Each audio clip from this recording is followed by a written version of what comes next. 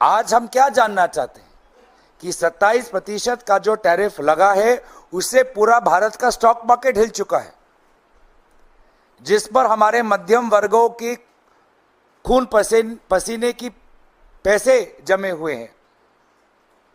उनका क्या?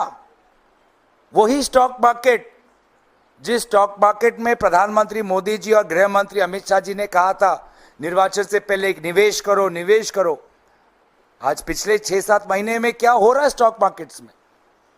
लोगों का कितना पैसा चला गया, स्टॉक मार्केट किस प्रकार से गिर रहा है, आज भी गिर रहा है। पर प्रधानमंत्री मोदी जी जैसे आदरणीय प्रमोद तिवारी जी ने कहा थाईलैंड में है।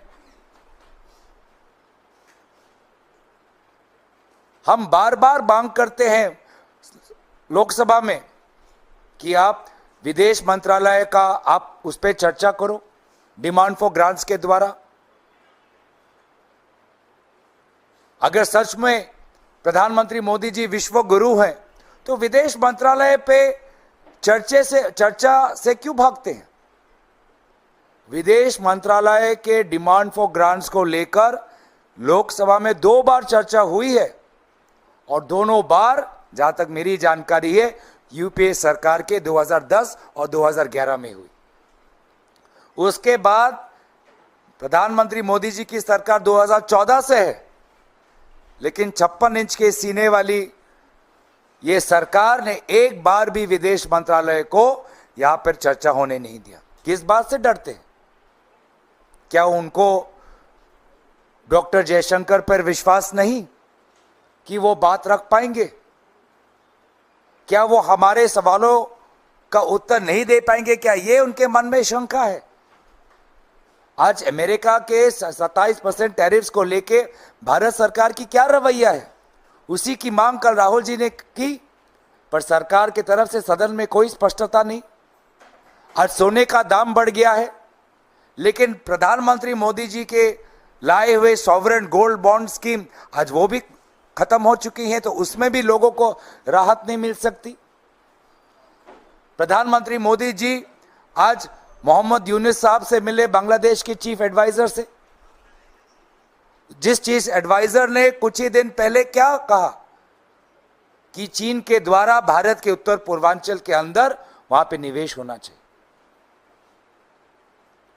जो चीन जो अरुणाचल प्रदेश को नहीं मानता, जो चीन हमारे अरुणाचल प्रदेश के खिलाड़ियों के वीजा पर स्टेपल मारता है, आज उस चीन को चीफ एडवाइजर स्वागत दे रहे हैं। तो हम तो जानना चाहेंगे एक प्रधानमंत्री मोदी जी से कि क्या आपने ये बात उठाई? आज जो आपकी थाईलैंड में मीटिंग हुई बिम्स्टेक के समिट में, क्या आपने ये बात उठाई? आपने तो एक अच्छा पत्र लिखा कि बांग्लादेश में जिस प्रकार से हिंदू अल्पसंख्यक है उनकी चिंता वर्तमान की बांग्लादेश के इंटरिम गवर्नमेंट को लेनी चाहिए। क्या वो बात आज आपने उठाई? ये सारे बातें हैं जो हम लोकसभा सदन के अंदर विदेश मंत्रालय पर डिमांड फॉर ग्रांट्स के चर्चा के द्वारा हम बातचीत करना चाहते हैं। जो बात राहुल गांधी जी ने पिछले बजट सत्र में कहा कि चीन की इंडस्ट्री बहुत आगे आ चुकी है, बहुत आगे जा चुकी है, लेकिन हमारे विदेश मंत्रालय विदेश सचिव उनके साथ केक काट रहे हैं, पर सरकार की तरफ से कोई उत्तर नहीं। और उल्टा मंत्री पीयूष गोयल जी वही बात कहते हैं जो राहुल गांधी जी ने कहा कि चीन की इंडस्ट्री बहुत आगे जा चुकी है और भारत की इंडस्ट्री को और आगे बढ़ना है। यही बात राहुल गांधी जी ने नहीं कही थी पिछले बार सदन के अंदर, जब वो स्टार्टअप्स की बात कर रहे थे, ड्रोन टेक्नोलॉजी की बात कर रहे थे, बैटरी टेक्नोलॉजी की बात कर रहे थे। उसी बात को आज सरकार के और प्रधानमंत्री मोदी जी के करीब मंत्री पीयूष गोयल जी वही बात उन्होंने एक इंडस्ट्री के समिट में कही। लेकिन अफसोस की बात यह है कि वो ही आखिरी वक्त था जब आदरणीय एलओपी राहुल गांधी जी एक चर्चा में भाग ले। उसके बाद किसी भी चर्चा पर भाग लेने का अवसर नहीं मिला। कितनी अफसोस की बात है। लगभग एक महीने का ये बजट सत्र में कल ही 0 आवर में कुछ चंद मिनट के लिए उनको अनुमति मिली। तो प्रधानमंत्री मोदी जी बाहर तो अब भाषण अच्छा देते हैं, लेक्स फ्रीडमैन के पोस्टर पॉडकास्ट में जाके कहते हैं कि आलोचना ही लोकतंत्र की आत्मा है, और यहां पर जो उनके आलोचक हैं,